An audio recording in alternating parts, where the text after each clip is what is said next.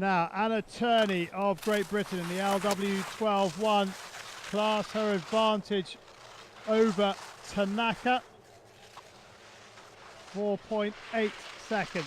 She said after the first run that she'd been taking it a little conservatively, and that depending on what her coach told her to do, she would try and listen to him this time rather than taking things into her own hands. And let's see how she goes on these opening turns. Not too bad from the skier from Great Britain. She's never medalled at a Paris or World Championship. She's 6th in the slalom from Vancouver, and she's been in that annoying position of 4th place twice at a World Championship. So can she turn it around here? Well, Tanaka's first time 2:04.24, and Turney comfortably inside it by 5.2 seconds.